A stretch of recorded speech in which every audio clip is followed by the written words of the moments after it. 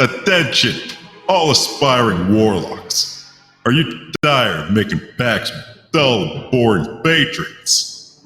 Do you want to add a little excitement to your otherworldly dealings? Well, we got a deal for you. Introducing the Zorgothrax, the unholy lord of chaos, the ultimate warlock patron for those who crave a little bit of mayhem and mischief in their lives. With Zorgothrax as your patron, you'll never be bored again. Need to cause a little chaos at the neighborhood garden party? Zorgothrax can summon a swarm of locusts to ruin the mood. Is that correct? You want to impress your friends with your dark and witty powers. Zorgothrax can imbue you with the ability to summon an army of demonic imps to do your bidding. But that's not all. If you pledge your allegiance to Zorgothrax today, we'll throw in a free set of horns and a forked tail to complete the demonic transformation. Plus, you'll receive a complimentary supply of bat wings, toads, and other essential ingredients for your dark spellcasting needs.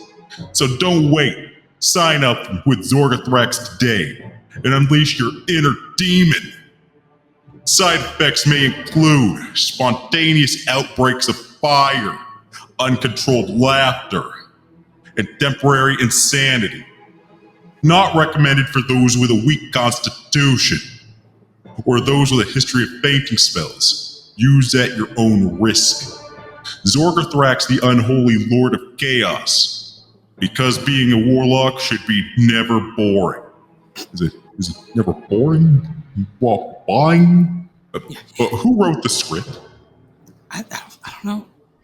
Is there? Maybe Zorgothrax. That's because it rhymes with anthrax. God damn it! Is that not the one? You gotta keep going. Okay, good. Well, I gotta. You want to go grab a bagel? Yeah.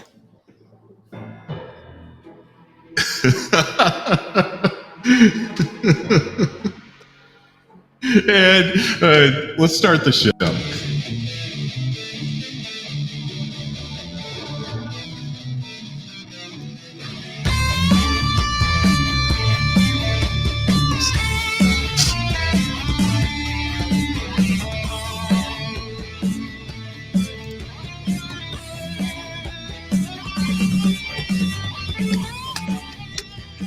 Welcome to Dungeons and Talkshows. I am your host, Orion, bringing you dungeons, news, homebrews, and bringing this monsters, as always, is my co-host. Hello. How's your weekend going, guys? Well, you know what? I think that my co-host's name is Sam, in case he forgot to introduce himself. Wink, wink, nudge, nudge. They should know who I am by now.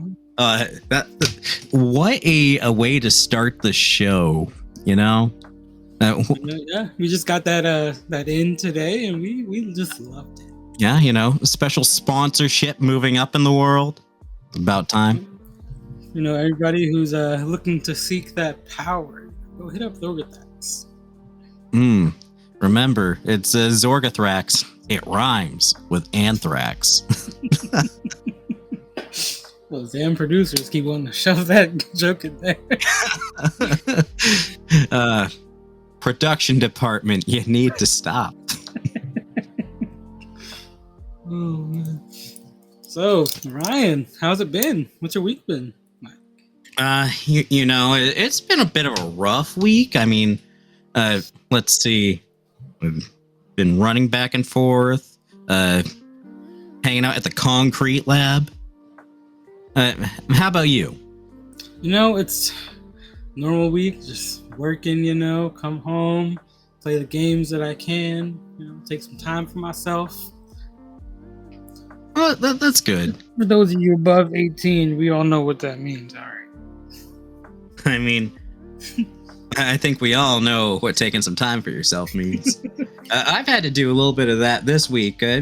Not exactly the best of weeks. A bit of a death in the family at one point this week. And I'm a little beat up about that because, who doesn't love their Nana? Oh, okay. I was concerned. I thought you were talking about a goat again this time. I was like, already? No. This ain't got nothing to do with the goats. I will say that goat makes excellent goat tacos. I'm sorry for your loss. Unfortunately, no tacos this time. Yeah, that's probably for the best. This is kind of a horrible segue, but speaking of people tacos, I saw this post earlier. I was talking about this lady who got some pieces of her surgically removed so she could make it into spaghetti. Huh. And I mean, is this like a homebrew surgery? Because I'm very used to the homebrew aspects of things as a D&D kind of person.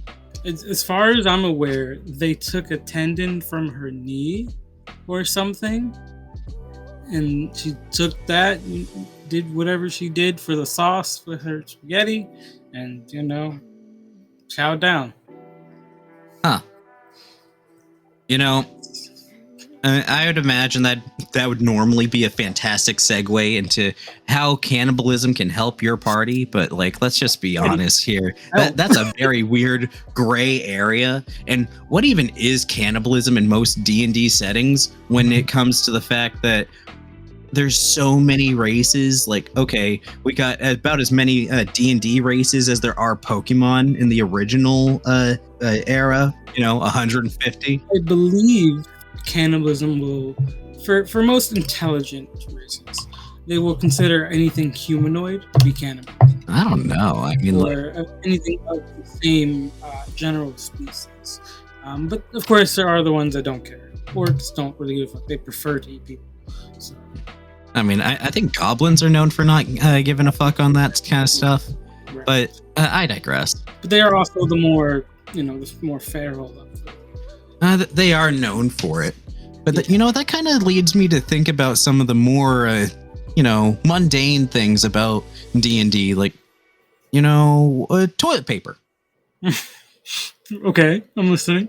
Okay, it's how often do you get to live the fantasy, right, of taking the perfect shit?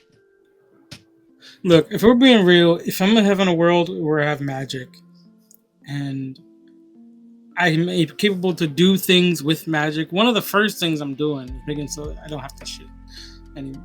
Making it so you don't have to shit, or just having the perfect shit? No. The whole gone. It's already solved. It just gets like in the Rick and Morty episode, it just gets teleported to another dimension and it's out of my life. They did that in Waterdeep. I think I did hear about this. Well, yeah. You see, in classic Forgotten Realms, Faerun, the city of Waterdeep, in actual lore, they set up a sewer network under the city. Mm-hmm. And it all comes to a few select junctions under the city. And those junctions were supposed to just take all of the city's piss, shit, sewage, and stuff. Right. And send it into another dimension. Okay. Because why not? Right. And this was touched upon in the Acquisitions Incorporated module, because during the first stage of the module, you're going underneath the city after an earthquake, and there's a section where there's a big old swirling pool, a cesspool, really. Mm-hmm. And as the characters are trying to get past it, they're going around, and then a giant shit tentacle busts right up out from the shitty abyss in from another dimension. And right out of the gate, your characters are barely level 1, and you run the risk of your character being pulled into a demi-plane by this giant tentacle monster to suffer a fate drowning in sewage. So basically, they created a doo-doo domain for this giant tentacle creature. Essentially, I mean, isn't that basically? Why don't they just send it to the fire plane? Do you really think fire giants and Azers would take lightly to being shit on by a bunch of people in the material plane? Look, it would get transported there and be like vaporized almost instantly. It'd be fine. I don't know. That would smell awful. Do they You ever smell burning? anything but fire? No, it'd be all burning shit. You can't just like teleport an entire city's worth of sewage into the city of Brass and expect it to be okay. No, just launch it like somewhere into the nowhere. You know, the fire plane is infinite. Like, I mean, you're not wrong, and the very similar situation is what they tried to achieve here. Eventually, it was supposed to have, all these portals were supposed to have been shut down because things kept coming through. Makes sense, as they do. Yeah. So the situation in here is like, oh, that's one portal that like the magic energies in the sewage are just like were residual, and then something manages to find its way through. And I think there was also like a footnote where if a player actually dies that way, you can have that PC come back as an NPC from the plane of shit to terrorize the party. Got a shit revenant.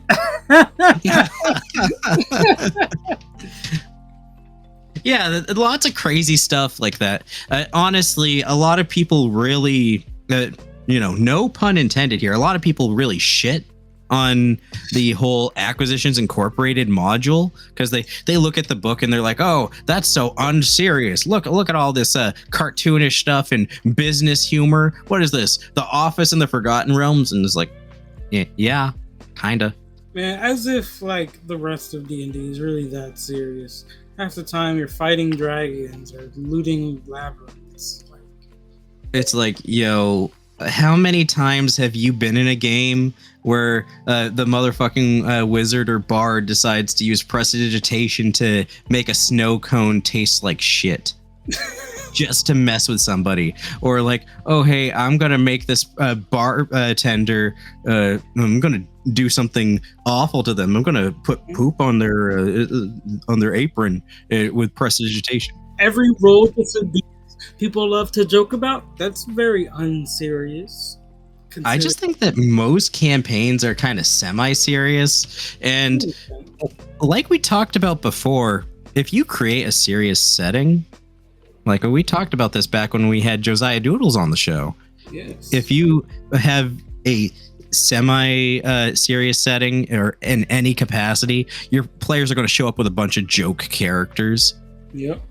And if you have a joke setting, your players are going to come up and they're going to make all that shit as serious as possible. Yeah. Yeah. And with the Acquisitions Incorporated game that I ran, like, I'm not even a fan of the podcast. I listened to a few episodes to get a feel for it. The voice that we used at the start of the show today, that's what I used for the voice of Omen Drawn, one supposed to be the leader. Right. I didn't have to go for the Gronk voice, but it was just a lot of fun. It was pretty good. Hope you guys enjoyed that. I thoroughly enjoyed it, and the players did too. At the tail end of it, when you finally joined that game, remember when we had everyone like, oh, hey, mission accomplished. You go to like a little breakfast thing, and then he tricks everybody into paying for the meal after saying that he was going to cover it. And it was like an early bird special. So he was like truly trying to cheap out on everything like a goddamn Mr. Krabs of the Forgotten Realms. It's pretty funny. Yeah, it is great. Damn. Like everything about the whole Acquisitions Incorporated, like it's predicated on being semi-serious, semi-joking right out of the gate and having like a whole business aesthetic to it. And I get that the business aesthetic's not for everyone, but I think that it really is accepting how most tables play in the sense that we're not all that serious when we do it, because you got to have that kind of level in between. Sure, a lot of tables may very well be like hardcore serious, and I'd be down to be at a table like that for a while. But I mean, like usually you have like at least the one person who's a little goofy, a little silly about everything. You know, they really want to have fun, and like fun to some people is that silliness, and for some people that fun is the serious gameplay. And I think they both fit in together very well. Yeah. Otherwise, you just come up with the trope of either the stick in the mud, serious person of the group, the straight-laced guy, or you have that one character that's comic relief. Yeah, pretty much. I'm not opposed to the dynamic. I mean, I think it's fun enough as is. Like, that's straight the dynamic that you get out of weird shows like Bobobo. True. That's that weird anime with the dude with the blonde afro who fights bad guys with his nose hair. I had never seen it, but I've heard a lot about it. Yeah, the whole show is just fucked. Like, you got this one character that's just playing it straight and reacting to everything, and the straight-laced characters usually kind of like an insert for the audience. Just be like, what the fuck is going on here? That's stupid. That doesn't make sense. Well, what is going on? And I think comic relief and the characters that are supposed to be the serious ones of the group oftentimes in media are kind of used as a insert for the audience in that way, because you got to relieve tension somehow. Yeah, I feel like I always end up being the comic relief. Even when I was playing a semi-serious character, with Titan, he tried to find humor and to learn how to, at those social moments. Oh, like the time we played Good Cop, Bad Terminator with a fucking bar? Yeah, exactly like that. And there were so many moments where he asked very simple questions, like, what does that mean? Like, just want to make a joke or like a pun of pretty much any kind. Like, and that led for a lot of interactions between the serious nature and the very goofy aspect of what D&D can be. Now that I think about it, Titan had a lot of parallels to Fresh Cut Grass. And you made Titan years before the current season of Critical Role was even a thought, That's true. I don't know. Fresh Cut Grass is a little more like emotional as a construct. Yeah, but like there's a lot of parallels, I would think. Yeah, the way that he wants to learn what his emotions mean. Yeah, wanting to like learn and understand those things, and then the whole dynamic of having siblings out there, but you don't know where they are. Right. Strange. Get that relationship with the creator, but you don't know where your creator went. It's like, okay. And There's. I had named one of them Pussy. I would have been spot on.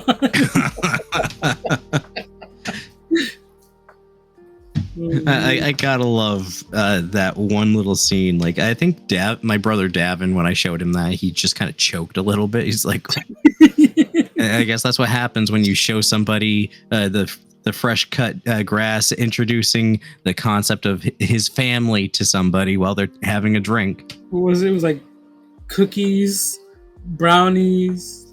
Yeah, it was like cookies, something. All the fresh cut grass things. Yeah, they were all named after her favorite smells. That's so funny. Oh shit! Would have just named it sex if it were me. Like, you know what they say? Everyone loves the smell of their own sex. I've been reading that a lot lately, and I don't know why. What? I've just been seeing that around a lot. I'm not really sure, like, even like the context of like they're being said, but I've never heard it said. It's something that I've said, but like I've never heard. Oh yeah, I've never heard it said, but I've been seeing it a lot, like on Facebook and stuff. On a side note, or just a side segment, segueing into our news, since we're talking about all this Critical Role stuff. Bow, bow. One of these days I'll have a good I'll have a good little thing for that. Using Talkshows. Right. I don't know. Maybe I could. Let's try something from the soundboard here. Let's see.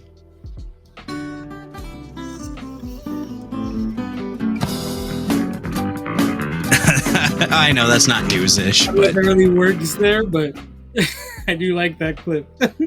I love it so much. Now, for Critical Role, they're doing a spin-off game that's going to be testing out their new system, kind of showcasing it. I believe it's the Candala Obscura Illuminated World. Yes. They had kind of hinted at it like a little bit in the past, just by like name dropping it. They never said what it was until last night's episode. Well, not last night, Thursday night's episode.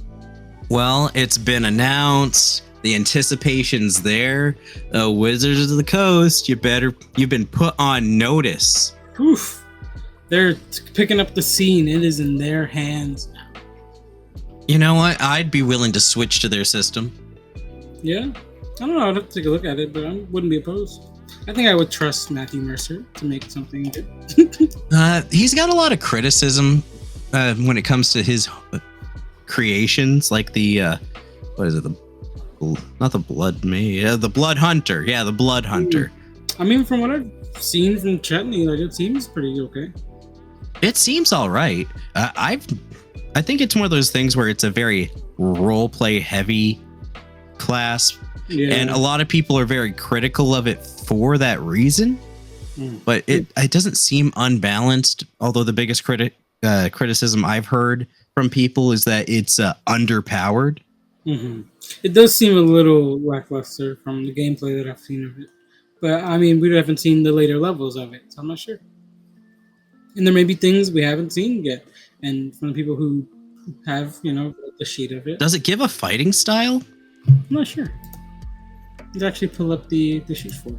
Yeah, you can pull that up. On another Critical Role related thing, Matt Mercer is becoming a Dungeon Master action figure. So that's kind of neat, They're going to be releasing these little Matt Mercer DM figures. It's like, okay, cool.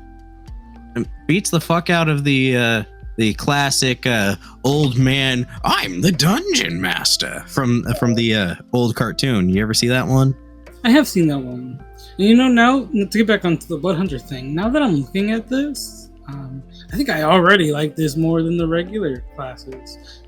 Them getting something every level instead of like every other level, It does feel kind of lacking when you have to go like a level and you just get nothing.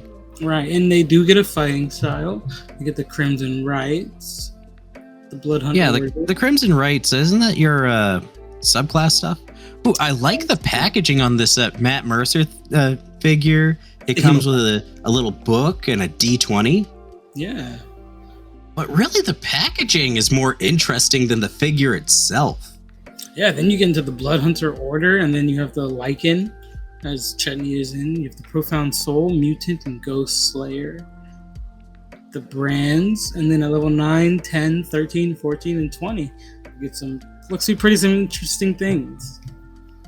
So I don't know about lackluster. It looks good to me on a glance. At a glance, sure. Does it give a fighting style? It does. Okay, good. Because without a fighting style, like, what are you doing? Yeah, you can pick archery, dueling. I think it could probably be like tuned up a tad bit. Yeah, you get the choices between archery, dueling, great weapon, and two weapon fighting. I would say don't limit the fighting styles. Like, when it comes to fighting styles, in my opinion, for martial classes, if a player comes to me and they want a certain fighting style and it's like their class doesn't give them access, I just let them have it. Yeah, depending on what it is, why not? Like, Rangers don't traditionally get access to unarmed fighting, for example. Last campaign, you saw how Mozzie was when Sydney was going to town, just wrestling everything and punching things. Like, he was a ranger. He was a grappler. She was crazy. Yeah, like a that ranger running around beating the fuck out of things, wrestling gators in the sewers, and just like, okay, don't worry, I'm gonna wrestle it. It's just so much fun. It's so much just. It was great. It was pretty awesome. At least from the little that I had seen of it, I was quite happy with it. It was interesting to see. I mean, I do see that I think the Grim Hollows books has a grappler background, I believe, but that class has always seemed really fun to me. To just like think of the idea of you like taking down these monstrosities, with like a leg lock or something crazy. Oh, absolutely. It's interesting. And the whole unarmed ranger kind of gives you that Crocodile Dundee Steve Irwin aesthetic. Yeah, I mean, that's the aesthetic that he had for sure. Yeah, like we would always, like, if someone asked what Mozzie was, it's like, okay, he's a mixture of Steve Irwin, Crocodile Dundee, and Launchpad McQuack. It's a pretty good comparison. Well, he was the pilot of the airship, and there were some incidents. True. But it's just kind of what made the character. Is there anything else going on in the news for this week? Not much, really. So just Critical Role taking the head. Oh, they're taking the spotlight this week, for sure. Look at them go. Now, what do you got for the monster this week, Sam? So this week, I thought it'd be cool to kind of dip into some mythology a little bit with the Gorgon. All right, okay. Mythology. My name's Orion, so naturally I know a thing or two about a Greek mythology. What do you got for us? Right. Unfortunately, this has nothing to do with mythology. So this is not the Gorgon that you would have thought of, you fool. You've been bamboozled. Oh, you mean it's not a Medusa? It is not a Medusa. In the Forgotten Realms, they are different creatures altogether. The fuck you mean they're different in the Forgotten Realms? They are completely different. Gorgons do not exist in the Forgotten Realms. These are the Gorgons. The Medusas are Medusas. Okay. So is it like a branding thing? I guess so. It kind of seems like that. A little misleading from what I could see from the comments of some people. But I thought it was cool. These bovine bastards have rebranded, as you said, and stolen the name. And they're pretty pissed about the mix-up. They're mad. These big boys are pissed. Oh, damn. They think it was their name first. They're wrong. But they think so anyway. So they want the name to be theirs. Fair enough. So I think I know a little bit about their metal, they charge, they bust shit up. Basically. So they were large magical beasts. I think they should be constructs, but they are monstrosities. They resemble a bull covered in dusty metallic scales. And like large, plates and stuff like that. They had an average height of 6 feet, 1.8 meters, an average length of 8 feet, 2.4 meters, an average weight of 4,000 pounds, or 1,800,000 grams. Isn't that like 2 tons? Pretty much. This thing's the size of a fucking truck. Yeah, it's massive. I mean, you've seen the Brazen Bull, right? Yeah. Large metallic bulls, they put people inside and light a fire or whatever. It looks essentially like that, except it was like the rusty iron color. Yeah, if I remember correctly, I think I saw like a Mr. Rex video on this over a year ago, and I remember vaguely that like they can like secrete oils that right, and they can grease up their joints, puff out this and between their scales and stuff. Yeah. I don't get into that, and they do kind of blow out this green miasma from their miasma. Okay, it's pretty interesting. So, Gorgons had an animal level of intelligence. They were very aggressive creatures that attacked intruders on sight, attempting to trample or gore them by breathing out a cone of green vapor that turned them into stone. There was no way to calm them, as they were impossible to domesticate. They were also unable to swim. Once a potential threat was petrified, a Gorgon would instinctively ignore the body. Okay, so weakness. water. Yeah, if you can get between a body of water, it may not chase you. I wonder if I guess it wouldn't matter. Actually, you know what? Their other big weakness. Any druid that knows heat metal. I mean, heat metal is a touch, isn't it? So. No, it's range. Okay. I mean, if you can heat it enough, yeah, sure, probably. Do they have like fire resistance? Because I'd see that as like the only way to counteract that. Let me see. Let me pull up the sheets. I have it right here. I'm lying. I had it closed. I have it right here now. They do not. Damn, we got him. They only have a condition immunity of petrified. They cannot be petrified. All right, so they're weak to fire. They're weak to water. You could probably electrify these things. So far, Maybe. if we're going for IRL fight score, I'm feeling good already. I can keep welding grade thermite in my house. So like, okay. Maybe. Ryan, you're having a little bit of technical difficulties with your mic. Sound a little bit like a robot at times. I think it's just connection stuff tonight. Sounds good. So, Gorgons were omnivorous creatures that required a lot of iron in their diet to maintain the durability of their scales. This was often obtained from blood and green vegetation. Gorgons loved to eat fish. The Cormenthor Gorgons, which was a subclass or a subrace, to the banks of the river, they flocked to the banks of the river, Ashaba and Elvenflow each spring when they flooded, so that they could collect the fish that were stranded there. Once the supply was depleted, a few of the Gorgons were tempted to venture into the river to get more. Some of them fell in as a result, but their special ability could save them. The Cormanthor special ability. They were also known to have a fondness for deer and elk. Considering how they just kind of like spear them, yeah, I'd about imagine. Yeah, they beat the shit out of an elk.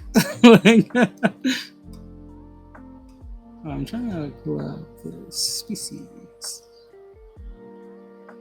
But so far, these things are terrifying for the sheer fact that you're basically being chased by a pickup truck. Yeah, pretty much. With horns. Yeah, that could petrify you with gas. Yeah, I mean that's even worse. Yep. I mean, at least it would ignore you, and it's not gonna like shatter your body. I mean, that's something. You mean they don't shatter things after they petrify them? I mean, they kind of ignore your body, so I would guess not. At least not intentionally. Maybe they like to keep. I would imagine like maybe they might like use the petrification to just like make something sit still long enough for them to eat it. Maybe they eat the rock. Maybe they eat it after. So maybe they don't want to break it right then. Maybe they break it after. Yeah, I gotta have a lot of iron in that, right? Oh yeah, absolutely. That's even more terrifying. Yeah, you won't like this next part. They were typically found to live underground or in plains and regions with a temperate or tropical climate. Many preferred to live in wilderness that was relatively secure and free of danger.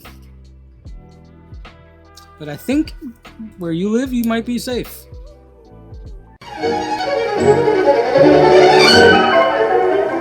Ahoy there! Yes, you! The one wearing the limited edition, nerdy franchise-related shirt. Do you like meeting in taverns with names like the Leaky Wench and the Wounded Willy? Do you regularly spend time with unintelligent barbarians or antisocial rogue assassins? And do you have a friend who always insists on being DM and making you last in initiative because you forgot to take snacks? Then you're in the right place. Join Sam and Orion every week for Dungeons and Talkshows, where they'll have monster deep dives, special guests, and spotlight homebrew creations made by the community. The boys are here to educate and entertain in all areas of role-playing games. Whether you're a new player or a hardened veteran, we are your people. Even the unintelligent, morons, and dunderheads can all enjoy and learn from our discussions. So come and join us on Dungeons and Talkshows on YouTube and all the usual podcasting apps. You won't regret it. But then again, we're nerds, so what do we know?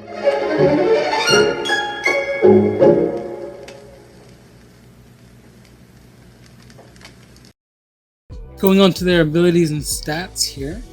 The petrifying green vapor that Gorgons exuded from their mouths somehow existed simultaneously on the material, astral, and ethereal planes. Holy shit. Some believe, yeah, that's kind of fucked up. Some believe that their awareness even extended to the latter two planes. When exuded by a young Gorgon, the size of the cloud was only half that of their adult counterparts. So that means spells like Blink are useless against this thing. Yeah, if you tried to like phase shift or whatever, plane shift, not working. Damn. Or yeah. That's wild. This vapor, yeah, it is crazy. That means it could, like, if you have a player that's like a ghost or whatever, they can dip into the ethereal plane. They're not safe either. You got a fucking bull that can turn ghosts to stone. That's fucked up. That's crazy. This vapor was produced and stored in an internal organ that opened into the roof of their mouths. This organ would continue to function hours after a Gorgon was killed. By the 14th century,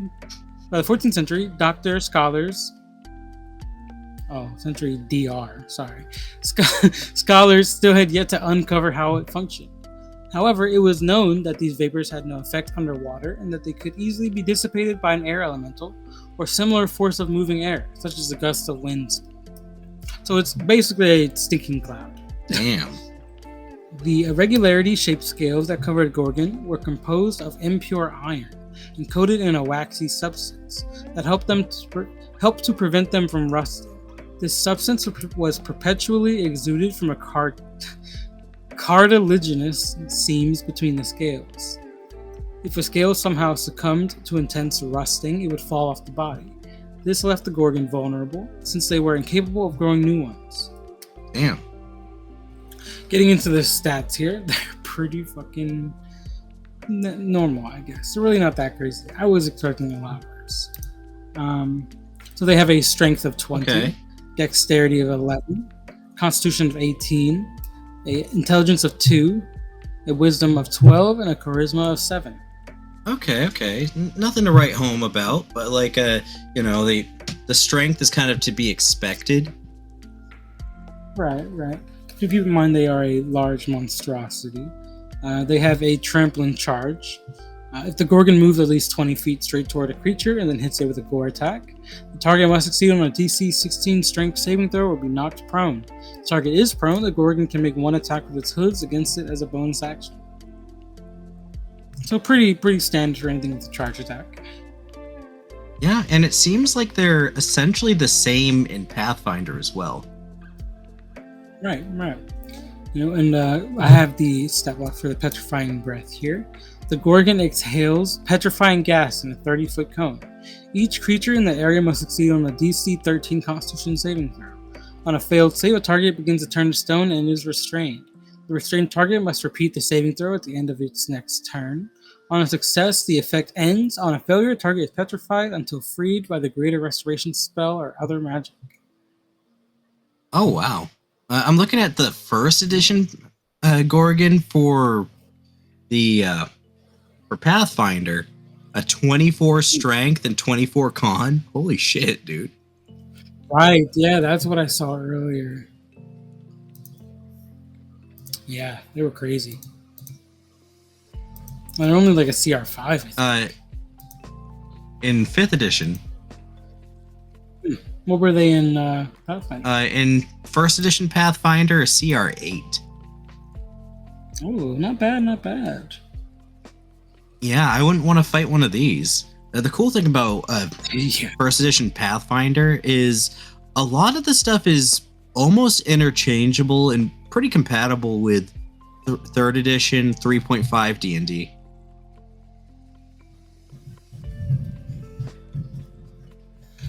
You know what I just realized?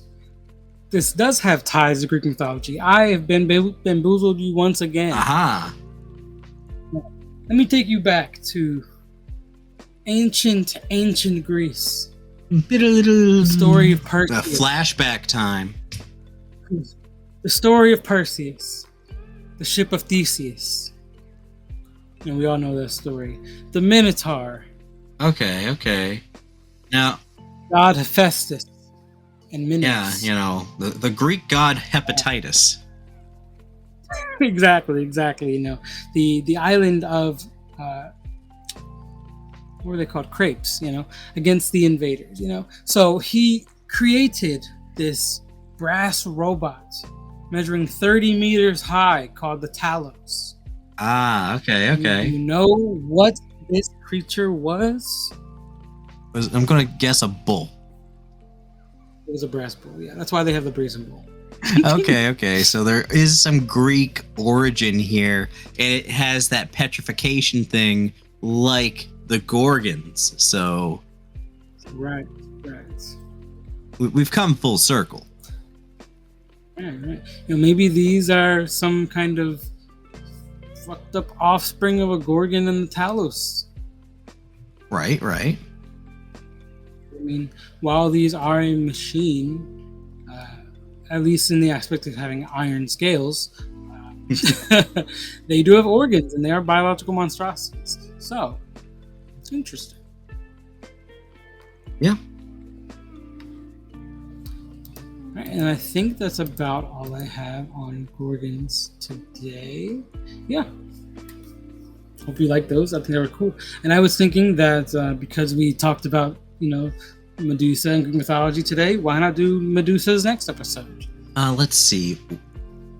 Yeah, we might be able to do something like that. That'd be cool. I think so. I was thinking we could have Chris come on next week. That would be great. Yeah, he was a fun guest. You did really good last time. And let's see what I got here. So, before we get into that, why don't we go ahead and take a quick break and we'll be right back. gonna have to put in more commercials for this one. Get a word from our sponsor. Do you want to wield the power of the universe without the need for divine intervention? Are you tired of bowing down to gods and goddesses that may or may not even exist? Then the sect of atheist clerics may be the perfect fit for you. Our clerics draw their power from a higher power, but from the awe-inspiring mysteries of the universe itself. By studying the laws of nature and moving from the stars and the patterns of the cosmos, our clerics have unlocked the secrets of the universe, harnessed its power to heal, protect, and even harm. With the sect of atheist clerics, you'll gain access to an array of unique spells and abilities that draw out their power from the natural world. Whether you need to heal a wounded ally, protect your friends from harm, or strike down your enemies with the fury of the cosmos, our clerics have the power you need. But that's not all. By joining the sect of atheist clerics, you'll be part of a community of like-minded individuals who reject the notion of divine intervention and embrace the beauty and complexity of the universe. Plus, you'll receive a free Science is My Religion bumper sticker to show off on your devotion and the wonders of the natural world. So if you're ready to unlock the secrets of the universe and wield the power of the cosmos, join the sect of atheist clerics today. No faith required. So, do I get paid for this one as well, or like a 2-for-1 deal? my manager wasn't too clear on the subject. Yeah. We got a pizza here for you today too. Cool. The catering.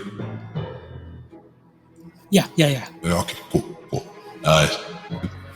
Is the water's free? Water's free. Excellent. The recording light. Oh, thanks for coming, Gronk. The recording light's still on. Oh shit. And we're back. What a break. Welcome back. Gronk is doing a great job. He's taking to this job very well. I think it's about time that we hired some good help. I thought so too. He's taking to the role very nice. Yeah, I think that if we keep rounding out the roster for our team here at the TheNerdMilitia Podcast Incorporated, we'll make things work. Right. Well, now that we are back, so sorry we had to cut your intro short. What were you getting to? Let's see here. I gotta pull up my notes. Now that I've fucked up your flow, discombobulated. Beware the groove. What do you mean the groove? The flow by which he lives his whole life. Well, I do have a descriptive word for the week. Let's go educate the masses. Descriptive word.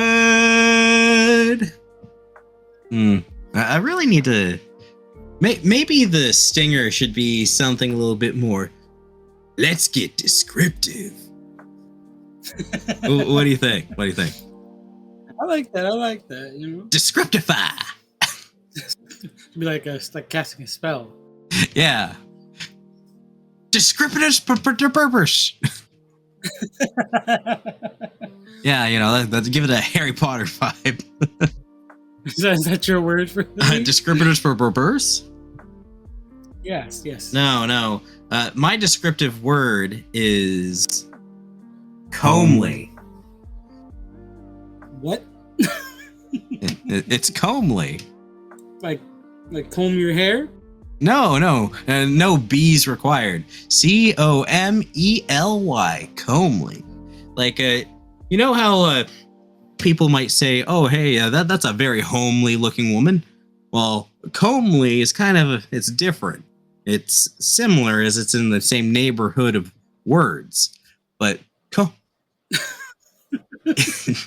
Sorry, yeah, it's one of those $5 words because you don't hear it often. So it's like, okay, get that $5 education. I know what this means, even less than what a homely woman means. Okay, so comely is used to refer to somebody or something that is pleasant to look at. It's typically used for a woman, like when you are describing a comely woman. This is a woman who is not exactly like sexy, but they're not bad looking. She's kind of attractive. I think a good example would be you ever play Horizon Zero Dawn, Aloy from that game? Like, look, Orion, to not disrespect the wife of Horizon.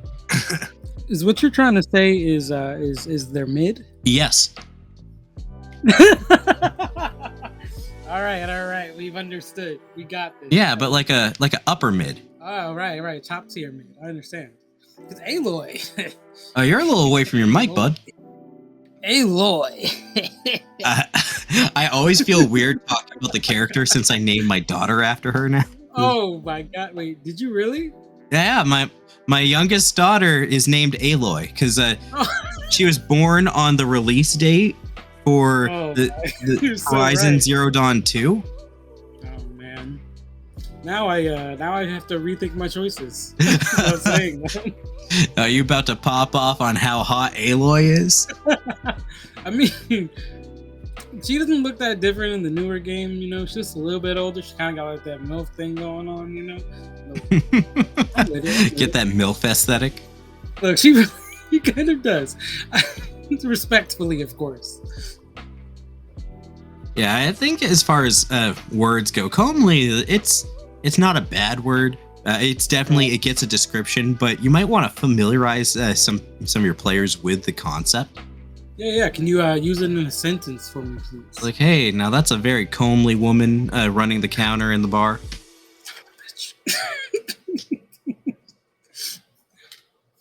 Can you? She's got a very comely appearance, you know.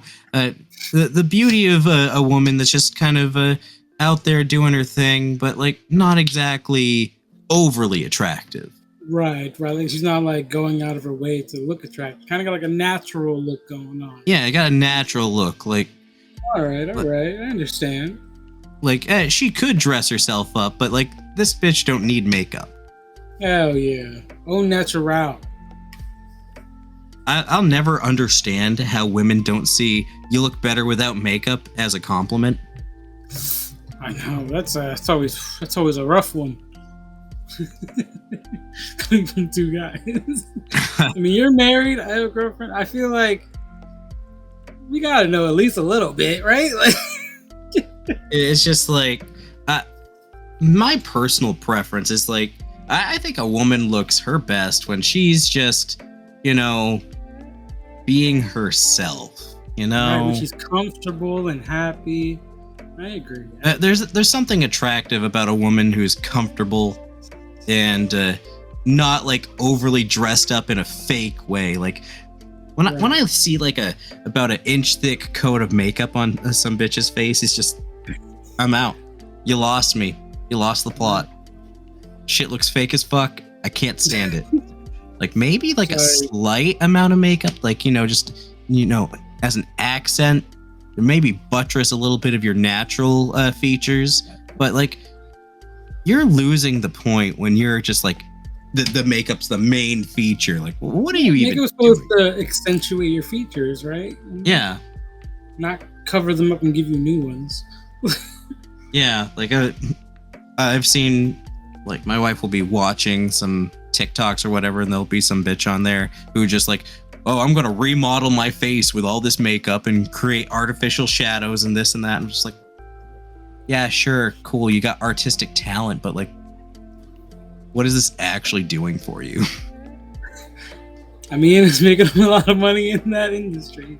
I mean, it works for them, I guess. I suppose. It's just, I don't know, it's very foreign to me. I understand. Yeah, me too. I mean, naturally. But maybe yeah, it's just something we don't understand. Oh, there's a lot of things about women I'm not going to understand, and I'm not going to pretend to understand. Isn't that the truth? Sometimes you just got to know that you don't know. But you don't know, now you know. N-word. Can't say that on the podcast. What'd you say? So if you don't know, now you know. N-word. You know, like that song. I've never heard this song. All right. If you know the song, please send us an email. Post on the comments. Actually, I would love to get some emails from our listeners, because we could get like some questions in on the show. That'd be all right. Yeah. Like maybe if someone needs like some advice on some stuff, and we could be like good cop, bad cop on the advice. Like, you give good advice, and I'll be like, hey, just burn it all down. Like, they'll be like, oh, hey, I got a problem player at the table. You'll be like, well, you know, you need to talk to them. And I'll be like, no, you need to flip the table and assert your dominance. That's a really good idea, because I do see a lot of the, you know, r/D&D advice on Reddit. And some of those answers are so wishy-washy and so out of the blue, you know. It's Reddit, right? It's so Reddit, like, dude. You guys want to come here, and if you like what you hear and you like listening to us talk, and you think we got good logic, bounce your ideas off us. We love to talk about the homebrews and the community, but we would love to get interactive with you guys. Yeah, that'd be a lot of fun. And I like to think that we might have some okay takes on the subject. I would hope so, yeah. I think I'm a pretty understandable person, you know. I can see perspectives. I do like to read those, you know, D&D horror stories or, you know, D&D advice. It's interesting seeing the Yeah, the r/RPG horror stories, those get wild. Like you look Yeah. at some of those, if you listen to YouTubers that do those kind of things enough, eventually you're just like, oh, maybe RPGs that's a troublesome hobby. Look at all these cringe lords, but those are the exception, not the rule. Right. You know, you can. Like, what's the closest you've ever come to an RPG horror story? I mean, okay, look, we do have a lot of members, you know, new members of the furry community, kind of interested in us, and we were very happy for that community. As someone who was part of the community for at least a little bit of time, there were. Are you an there were ex-furry? I mean, I'm not like I guess so, in a way, sure. I used you to know, be involved in the roleplay community aspect. Okay, so maybe like a furry initiate, Sure. an I apprentice. was relatively new to the scene, yeah. And while I do love, you know, the community and the freedom of people expressing themselves, there were some things that I witnessed that were a little out of my box. So those were a little bit horror story-ish, but you know, it was nice to see people enjoying themselves. I would say that in my experience, like, you're always going to get a few cringe lords here and there, you know, like people that kind of lack just that little bit of social awareness to be like, yo, you're going just a tiny bit over the edge. But like, you know, in most cases, that tiptoeing over the edge isn't that bad, you know? Yeah, true.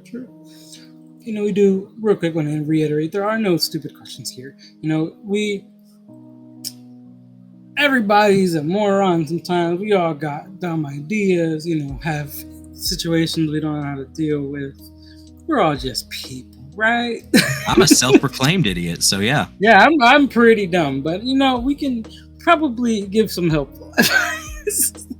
Listen, dude, I'm an idiot with an IQ of 127. Let's go. That's a 3-digit number, so it must be good. I mean, I don't know. I'm constantly disappointed with myself for not actually being a genius. I'm like, God damn, if only I were smarter. If only I had like the motivation to be smart. You know what I mean? Like I love to learn, and I love to, you know, take the initiative into knowledge, but like, you know what I mean? It's the action that gets me. I just think that it doesn't matter how smart you are, everybody's dumb. And the smarter you are, maybe the dumber you become. Because, like, True. You might be able to think your way through a situation, or you might be a tactical fucking master. But that don't matter, because at the end of the day, you're dumb as fuck. Everybody's dumb. Yeah. In the grand scheme of things, you're not that smart. You know, we're all kind of on the relatively same level. Nobody is an Einstein. You know, you're not a Stephen Hawking. Yeah, I think anyone who says that they're smart, for the most part, I'm sure there are exceptions, but most of the time, if someone is just really asserting themselves as like, hey, I know this, I know that, you don't need to tell me this because I know. Like, if someone is constantly telling you that they know and they have all the answers, chances are they don't. Because this is the same energy as people who are like, my dick is so big. If you gotta hype it up, we all know what you're dealing with. Like, it's the same thing with intelligence. If you gotta hype up your smartness and that you know all this stuff and that you do all this research and blah blah blah, what's that really saying? You know, if you got a glow and you can't show it. Well, the thing is, like, education does not equal intelligence. Agreed. Some of the most educated people in the world are dumb as fuck. That's why we have government the way it is. Most of the politicians out there been to fucking Ivy League schools and all that shit. Best schools in the fucking world. Dumb as fuck. Yep. There's too many levels of intelligence to be a genius at them all. What gets me pissed off is like when people go off on intelligence is like, oh, hey, everybody's intelligent in their own way. Like, dude, shut the fuck up. Not everybody's intelligent in their own fucking way. No, yeah, that's not really how that works. I was looking at this flyer on a wall in like an employment center years ago. And it on there is like, okay, we got like 7 different kinds of intelligence, and like me being a D&D player, I'm looking at this and just like, no, that's not intelligence, that's wisdom, that's charisma, that's dexterity. You're just trying to describe every fucking stat as intelligence, so you're not doing anything. Like, what the fuck? I mean, you could be as book smart as you want, but chances are you're not emotionally intelligent. You know, you're not socially intelligent. Just Sam, you're killing me. Emotional intelligence is wisdom. I mean, yes, but it's the same concept. You know, it's still a different kind of intelligence. While it is, you know, wisdom is still a different kind of intelligence. Well, I've always associated wisdom as a awareness. Like, say, you like, there's that classic trope of like, okay, this person's insanely smart, but they got no wisdom. Now, wisdom will give you that awareness. No, the awareness to understand how people are thinking, how people are feeling, the awareness of around what's going on around you. Yeah, I think the wisdom comes from that goes real deep into a lot of things. Like, okay, when people say, "Oh, I'm street smart," like, okay, that just means that you got the wisdom to be aware of your surroundings and know what's going on around you for the most part. Maybe you know not to walk down a fucking dark alley with a bunch of dudes that are ready to jump you at any given moment, you know? Right. I wouldn't say that's street smart so much as having the wisdom to know that walking down the alley is a fucking bad idea. Yeah, common sense go burr. Yeah, common sense and awareness, that's wisdom. Yeah, I would agree with that. And you see that reflected in the a lot of the skills and stats in D&D, like survival, wisdom, nature, intelligence. Nature is like what you know about nature. Survival is, you know, your awareness of these things, your understanding, your common sense. Right. Agreed. Like insight is a wisdom skill. You being able to, you know, be aware and sense things. Then you got like people talking about the social intelligence, and it's just like, okay, yeah, social, that's charisma. Right. I mean, these are all the mental statistics. They all fall under, like, you know, intelligence in some aspect of another. They all kind of play together. I don't know. And D&D has just ruined me for that shit. I mean, I don't think you're wrong, but I also think you're right. You know, it all kind of blends together. They're all kind of the aspects of what makes someone intelligent. Yeah. I'm gonna die on this hill. Like, D&D has ruined me for that kind of conversation, because my association in my head is like, okay, if you're talking like emotional or awareness or common sense, wisdom. If you're talking like social and like really kind of like asserting yourself and those kind of things, and when it comes to people, charisma. Right. Like, I think true intelligence would be having all of them, you know, to be truly knowledgeable and to be truly wise and to be truly intelligent. It's to, you know, be a master of all of the mentals, all of the charisma and all the wisdom that you can. Maybe that's just, I don't know if that'd be intelligence or basically like just being like, yo, this man's got it. This guy's got it together, you know? Like, oh, yeah, this lady has got it going on. They know what's up. Right. Intelligence to me is more like your ability to figure something out and what you know. Right. Like it's the cross between what you know and your ability to apply and process information. Yeah. Facts. You know, problem solving. Hope you guys are enjoying this. Of course, problem solving is almost useless without wisdom to be aware of what you need to do. Facts. You know, if you right, like, you can do anything with the intelligence, but like if you don't have the knowledge to understand like why you're doing it, then you're lacking anyway. It doesn't matter without. Yeah. Like, Anyway. all the intelligence in the world don't do you shit if you can't socialize worth a fuck for people to listen to you in the first place. All right, listen up, you Redditors. Don't yell at us. We're sorry. Sometimes I'm ashamed to even use Reddit, but the hentai's there, so it's like a steady flow of the stuff. I think this is a pretty good segment. We're talking about the community. Why not move into our homebrew features? Well, you know what? That's a great idea. Hit it. Generic realm, lots of fun, excellent. Okay, do you want to start us off with the homebrew this week? Sure. Today I bring another Amethyst Dragon feature. Love Amethyst. Shout out to our dear friend of the show. He's been, I've been seeing him around the Discord. It's nice to see him being a little interactive. Yeah, he's been pretty active on Twitter, so y'all should check him out. Check him out. Today I bring Armor of the Thunderbird. Let me pull this up. That just sounds sick. Like some Native American armor. I love that kind of stuff, so naturally I was like, I gotta talk about this.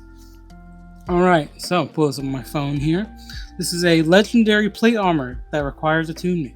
This suit of plate armor is made from steel that has been given a tight blue color. The armor's helmet is shaped like the head of a bird of prey, leaving your face open to the air.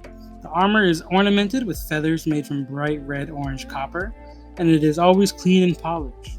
Your AC is 19 while you wear the armor, and you have resistance to lightning and thunder damage. If you are outdoors in stormy conditions, this armor grants you additional magic. You gain a flying speed of 60. As an action, you can cause lightning to flash from the clouds to a point of your choice that you can see within 60 feet. Each creature within 5 feet of that point must make a DC 15 dexterity saving throw. The creature takes 4d10 lightning damage on a failed save, or half as much damage on a success. So basically, okay, that's pretty cool. During stormy conditions, you get to call lightning spell. I like that, and that puts it's not going to be OP because that's within the DM's purview, and if the players are tactical, odds are the DM's going to reward them for being like, okay, we're going to fight in a storm. It's not often that your players are like, what are the conditions like out here? Normally you'll hear, what time of day is it, but it's not, is it sunny, is it cloudy, is it a storm, In games that I run, I keep track of what time of year it is and what day it is on the calendar. Right, me too, yeah. And then that'll determine what I'm rolling for weather, see how that turns out. If I believe correctly, you guys are currently in what would be a similar to spring. Okay, so it wouldn't be unusual for some spring showers and stuff. Right, yeah. You guys gotten caught in rain once or twice, I think. Yeah, it's not exactly the biggest thing, but if we get caught in the rain while being attacked, it's okay, that could really fuck us over because you're not going to be able to see as far. You'll have disadvantage on stuff. The ground will be slippery. Terrible fighting conditions. But to have that, that extra oomph, what? Now's a good time. Bust out these wings or whatever, and now you got an extra oomph to this predicament. Oh, absolutely. It's pretty awesome. And I like that. I'm just a big fan of cool shit like that to begin with. Because, like I said, it has a lot of Native American vibes and inspirations from the sound of it. And I was raised with a lot of Native American stuff because, I'm 1/3 Native American. Nice. Yeah, I think it's really cool. I give that a 10 out of 10, honestly. Yeah, I'll have to get some blood testing just to be 100% on the tribe. Because you do a 23andMe. Something like that. Because last I checked, it was primarily Micmac, but there are a few different tribes in the area, so it might be a mixture of tribes given my family. Nice. So yeah, that closes up my homebrew for today. What did you bring us? Oh, I brought in something I find very interesting, the Lantern Shield. Ooh. So you both went kind of the defensive route this week? Oh yeah, absolutely. Now it's not exactly a magic item, and I was originally going to make a lantern shield for a homebrew to put on the Patreon, which I had to pivot and do something else entirely. And we will, at the end of this episode, talk a little bit about the Patreon now that you got it pretty much set up. Oh, absolutely. So the lantern shield, well, this variation on it, lantern shields are a real thing, and we should really see more of them in D&D, in my opinion. So it says here, this bizarre buckler has a lantern, a gauntlet, defensive spikes, and a short sword built into it. Oh, interesting.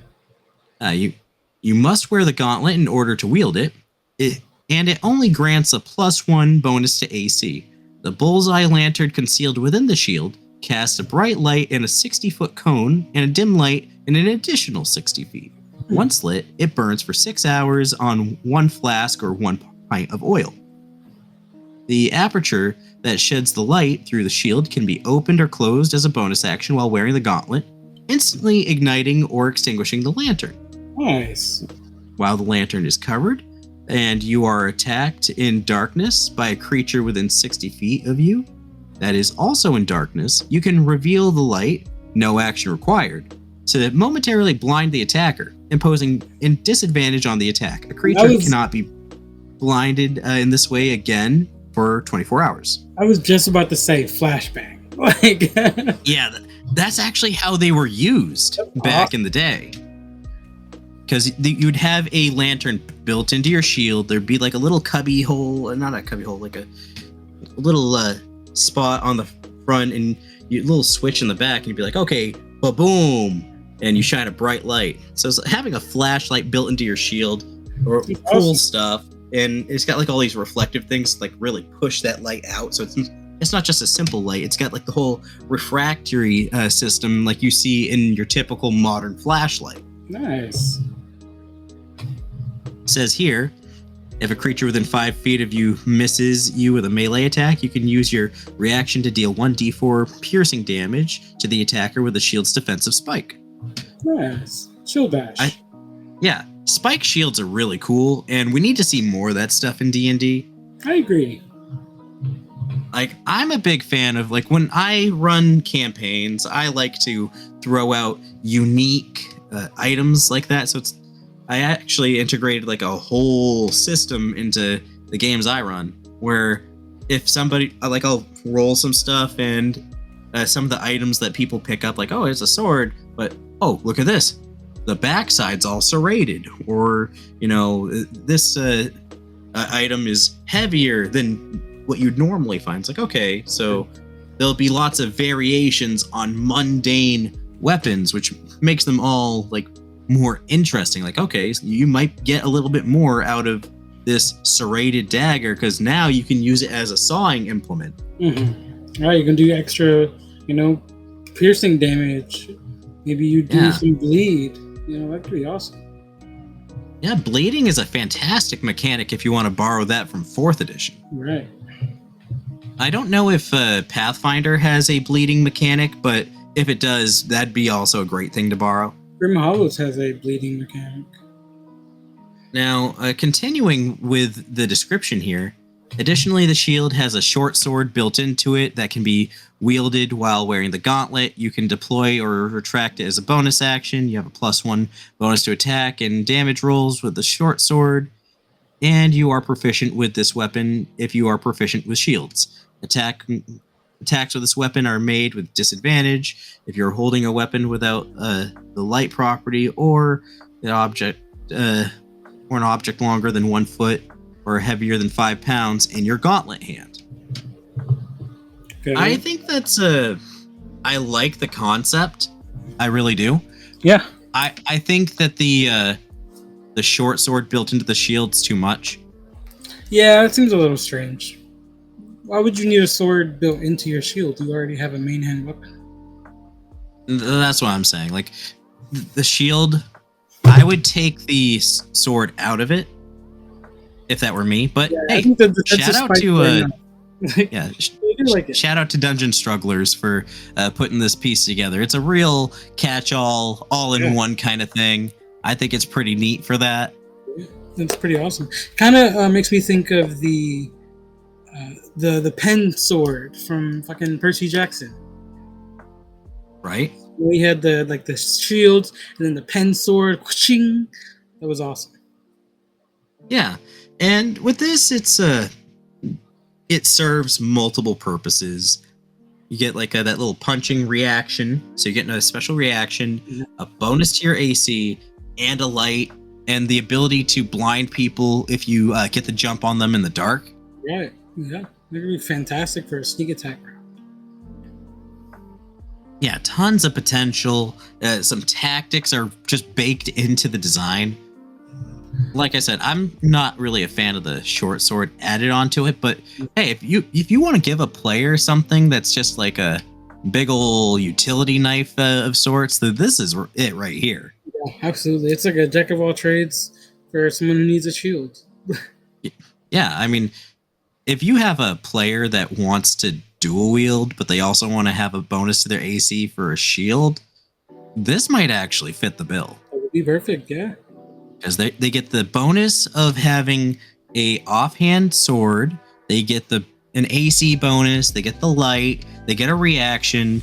There's a lot that comes out of it, and it's not even a magic item. Now, it does have the rare thing on here, so it's considered to be, you're not going to see this every day. This is I would say something that you might find as a dwarven contraption or a gnomish invention, or maybe just a mad human decided that he was going to have it all, Some random artificer, Ooh. Yeah, I like it a lot. It's pretty awesome. Yeah, I think it's pretty damn neat. I see Shadow having something like this. he would get a lot of use out of it, because first there's the flash, then there's the being able to take point with his eyes not being quite as good, so he'd be like, okay, don't worry, I got this. Right. That reaction shield bash he would love. That would be pretty sick. But yeah, I think that does conclude everything we have prepared for today. We can move into free talk. Absolutely. Yeah, so why don't you go ahead and talk about the Patreon?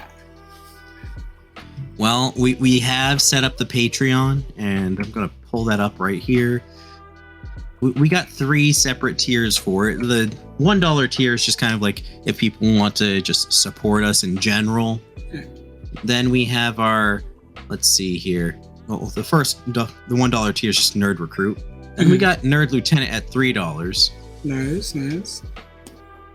That's they'll give them access to, the Nerd Lieutenant Discord role, some behind the scenes content, like we are trying to get ahead on some of our stuff, and as well as access to our own homebrews that we're putting on the Patreon, like the one I'm going to talk about in just a moment. Ooh.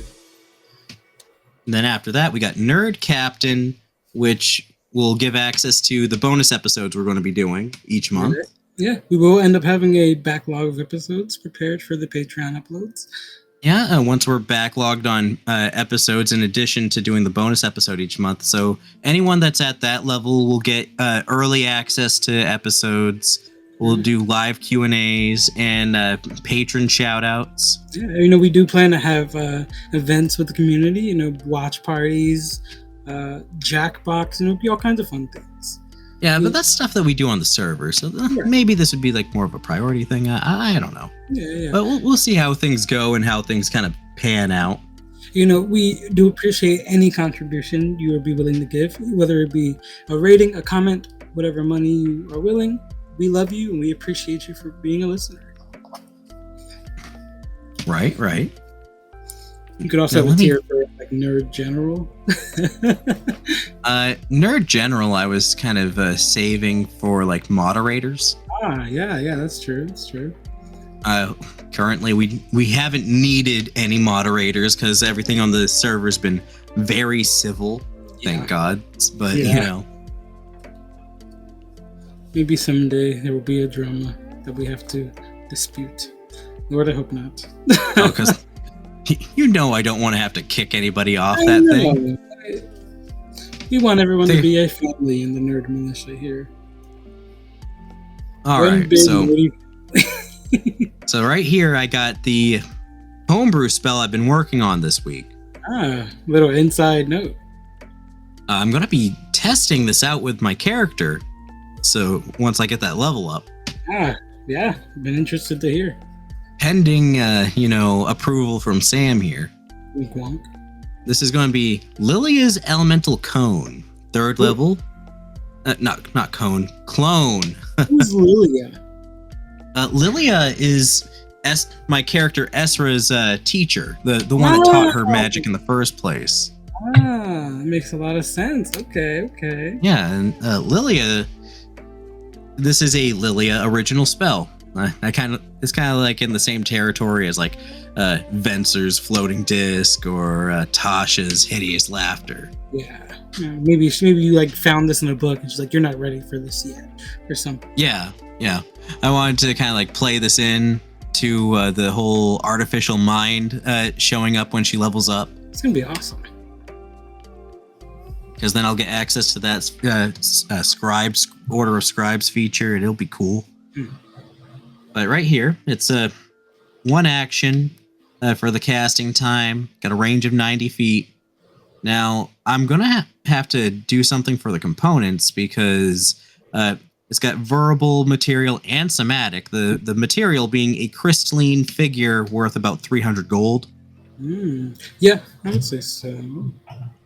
Because it's a 3rd level spell, and I had to balance it across the same kind of stuff like summon Fae, summon undead, those kind of 3rd level spells. But this would be something that would kind of persist until killed or like dispelled. Till the spell ends, concentration ends, dismissed, or killed. It'll last for an hour. Okay. You call forth an elemental duplicate of yourself. Both you and the duplicate become wreathed in elemental energy of your choice: fire, lightning, acid, cold, or poison. Okay. This determines the damage type in the stat block. The clone becomes indistinguishable from the caster. So like you're both kind of like cloaked in elemental energy. Right. You created like a duplicate of yourself. Kind of has like a hazy shape to your form. Maybe like you look a little silhouetted in this colored energy. Yeah, so it's like, okay, it's meant to be kind of confusing out of the gate. Right. And then I could see this spell adding a bonus to your deception. Yeah, like it'd be a little trying to mind fuck the enemy a little bit. And it was also a little inspired by the elemental clone type stuff that you see in Naruto. Yeah. You could also have a almost sort of a taunting ability with this, where when it is summoned, anything maybe say within like a 10-foot radius would have to make a save or be drawn to attack it. I think that might be a little bit something that you might see at a higher level. Yeah, I could see like maybe like a level. Because what are we, level 7 now? It'll manifest in a unoccupied space that you can see within range. I mean, this corporeal form uses the elemental clone stat block, which I have down below. When you would take damage from an attack, you may use your bonus action. I mean, not bonus action. I wrote that down wrong. Reaction? Your reaction to swap places with the clone. Nice. So you got this elemental clone like out there fighting and whatnot, and you look identical. So if somebody were to hit you, bam. If you choose, you can just have that clone swap spots with you, take the damage, and it'll disappear once it hits 0 hit points, like we talked about before. Right. What's the scale for its health? I'll get to that in just a moment. Okay. So when you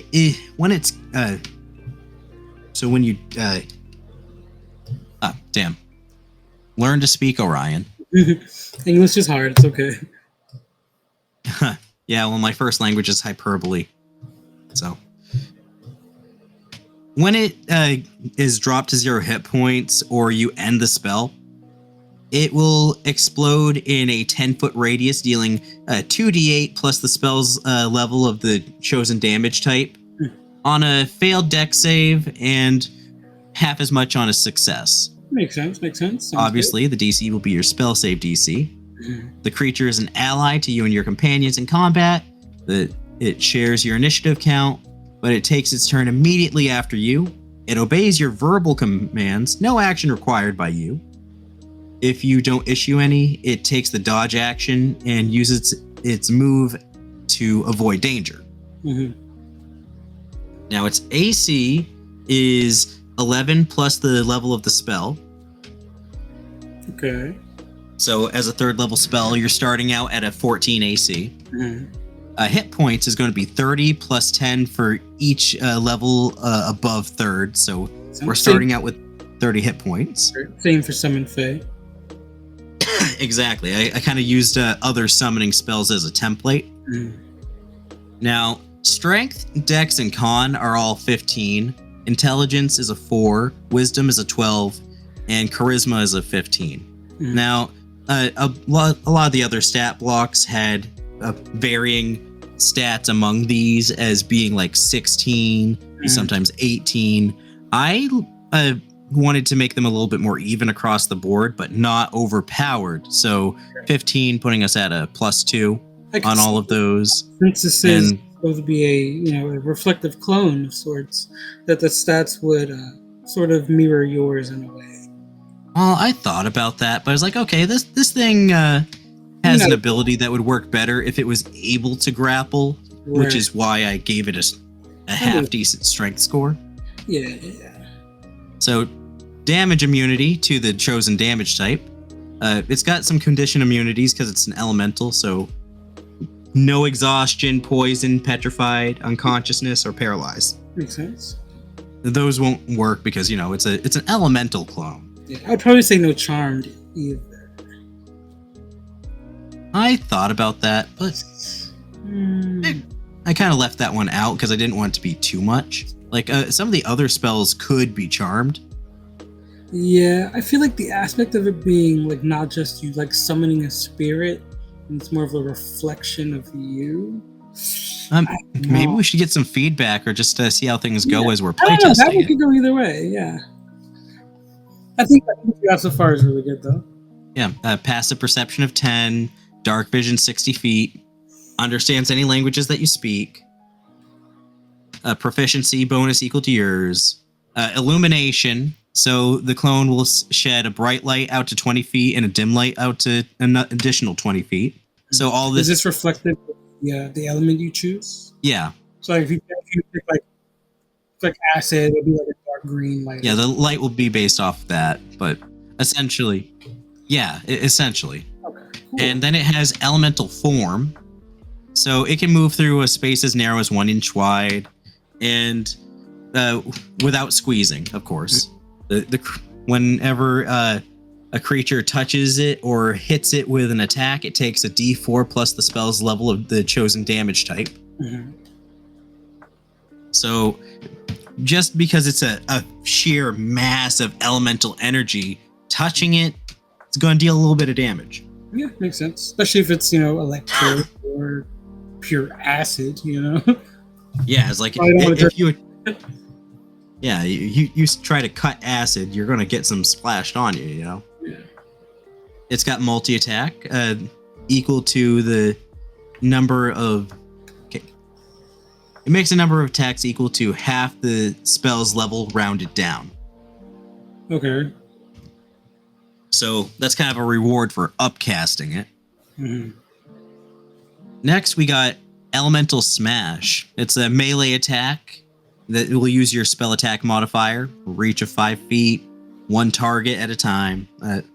One target per hit, I guess. And it's going to be 1d8 plus 3 plus the spell's chosen... plus the spell's level of the chosen damage type. So a d8 plus 3 typically you're going to cast it at 3rd level, so a D8 plus 6. That's pretty standard. Yeah, that's pretty standard. Most of the other summoning spells do like a D12 or like a D10. So I lowered this because we're already getting that passive damage from the D4. Right. And it's the same stats basically for its ranged attack, Element Bolt, which will just basically be the same as dealing it's the same energy situation. Then next we get a little bit more of an interesting ability for the bonus action, Elemental Jolt. Ooh. Which basically it will teleport up to 30 feet to an unoccupied space, dealing a D4 plus the spell's level of chosen damage type to target creature within 5 feet of the new space. Nice. It's just like that ability that you have. Yeah. So it's like, okay, the main idea with this elemental clone is it's supposed to be confusing, all over the place, passive damage, running interference. Right. Like it's something that you want to get in the way of attacks to your allies, as well as being able to swap out for attacks against yourself. Right. Yeah. Have a position for better opportunities for you with the mobility that this creature will have. I imagine it could be much better than you, especially if you're mid-combat. You can't really get that movement. Yeah, so it can supply cover fire, and you can also an elemental jolt. Send it up in there. It does the initial damage from showing up, get off that attack, and when the enemy goes to kill it in a single blow, it blows up. Right. They think, oh, this wizard just teleported in front of me. What a fool. Any brutish enemy is going to think, I'm going to one-shot this wizard. Yeah, exactly. And they're indistinguishable, so most of the time people are probably just kill it. Anyone who's, relatively intelligent with magic, seeing Ezra, they would see her as a, elemental mage. This would look like you shifting into an elemental form. So it wouldn't look that odd. So they wouldn't really pin it as maybe I shouldn't attack this second form. Exactly. It's supposed to be confusing. Because usually that's a fairly common spell for those kind of mages to have. Yeah, it's not as powerful as the summon elemental of 4th level from Tasha's, right. But it has its moments. And at a glance, it'd be enough to fool, I believe, most things. Yeah, and I just think that it's fun, it's whimsical. I like it a lot. And there's just not enough clone type spells early on to kind of mess with. It has that versatility. The damage isn't too crazy, but it has that, it really reflects the strength of a wizard, Right? Creative uses for it, though. It's got a +2 to strength, so it could reasonably... You could have it teleport up behind an enemy and attempt to grapple them. So if it attempts to grapple them, okay, so first there's the D4 damage from the initial teleport. Then there's another D4 of damage from the making contact. Oh man, you can use this to get Ezra into some interesting places. Yeah. Have it take a water form and just have it seep into every crevice until it finds something. Oh man. Pretty sick.